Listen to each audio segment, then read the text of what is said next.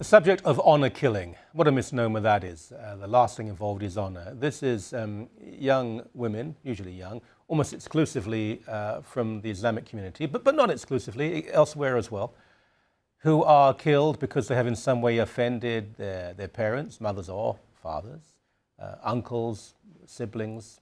It is a major issue in the world, the Islamic world, the South Asian communities, but also now in the diasporas from those nations in the West, including Canada. Robb Tripp is an author who gave 2 speeches today in Calgary, and at one of them, we were chatting earlier, he told me that the Alberta Minister of Justice was present, which I think is extremely good news. Robb, welcome to you. Thanks for having me on. Why did this become of particular interest to you? Well, I have to say, to be honest, that the story sort of fell into my lap. I was working in Kingston at the time as a crime reporter when this case broke, the Shafia case, where they found this car underwater with 4 females dead inside, the 3 sisters and Rona, their second mother. And I just became obsessed with the story immediately because it was obvious right away that this was an incredibly complicated and multi-layered story that turned out to be this terrible mass murder case. Yeah. Now, if it was unique, of course, we could just attribute it to particular evil or malice, but it is by no means unique. I want to get the figures right at the beginning. I've interviewed many people about this subject, and it is not only within the Islamic world that this occurs, but the experts claim the vast majority of so-called honor killings are in some way connected with Islam. Would you agree with that? I don't necessarily agree because I think we really have no idea how many incidents there are, and because honor killings are only the extreme form of a kind of behavior and a kind of conduct. So I think there's obviously a much greater number of other incidents, honor-based violence, that's happening around the world and in Canada in great numbers, and we have really no idea how big the problem is. Yeah, but in terms of what it is, to identify where, I mean, we don't think of, say, the Dutch community or Irish Catholics and think, oh, there's a large number of honor killings. I mean, it tends to be coming from South Asia in particular. It certainly has occurred in Hindu and Sikh communities, but most of my reading, it seems to be generally within the Islamic world.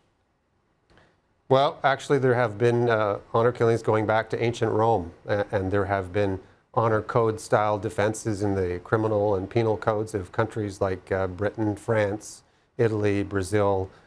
Canada even still has a defense that some scholars would say is sort of an honor defense, the provocation defense to murder. When was the last, well, Roman Empire ended about 1500 years ago. When was the last time in Britain or France that someone had committed an honor killing?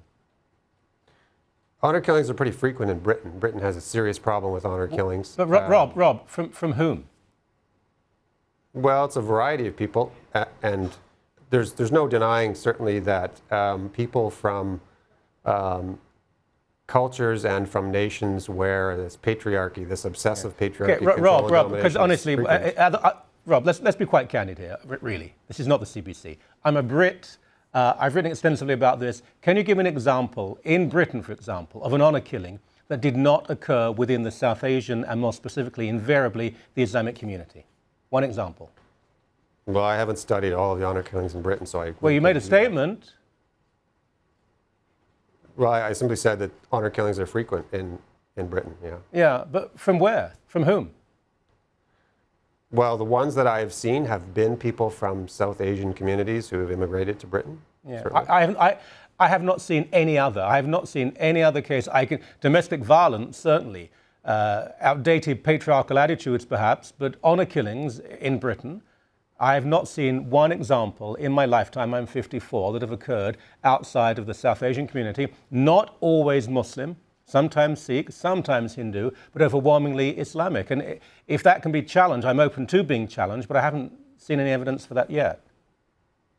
Well, I wouldn't connect it to the religion, like you're connecting it to religion. And I think that, people who do terrible things are always looking for a rationalization or an excuse to explain the terrible things that they've done. And many honor killers will somehow claim that their religion, whatever that might be, somehow rationalizes or endorses what they've done, and I don't think that's the case.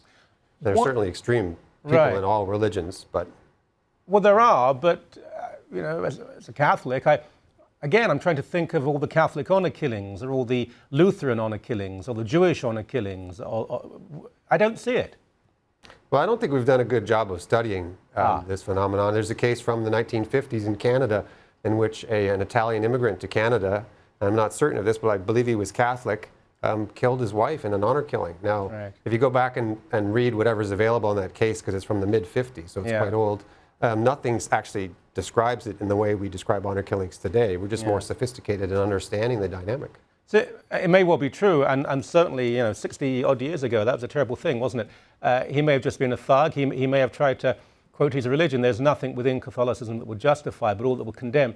There are, though, many references within Sharia and Quranic teaching that Muslims may be inappropriately, but they do use to justify what they do. And I'm finding it difficult. I'm struggling here with how you seem to be trying to distance any connection between Islam and honor killing when the overwhelming number of honor killings take place in an Islamic context.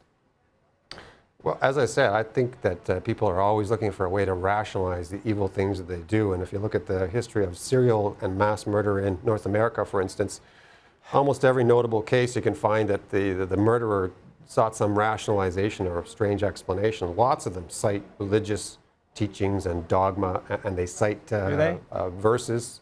David Berkowitz, in the United States, said that he was hearing voices. The son of Sam. Spiritual guidance. The son of Sam killer. Was, he's insane, isn't he? He was getting spiritual guidance, though, about who to kill and why to kill them. So, I think we have to look carefully at the people who commit these kinds of things and say, do they have mental health problems as well? Yeah. Have you been to Pakistan, by the way? No. Pakistan is the epicenter of honor killing, and I'd like to introduce you to all sorts of Muslim women who would actually, with all due respect, be angry with you, because they would say that it's white liberal denial that leads to them being beaten and murdered, to their sisters being slaughtered. They would say it's time that people woke up and stood in solidarity with the victims of this, who are overwhelmingly Muslim women, and said enough of the relativism. That's what I hear from them. That's not me speaking, that's them. I appreciate your time. Thank you so very much. You're welcome.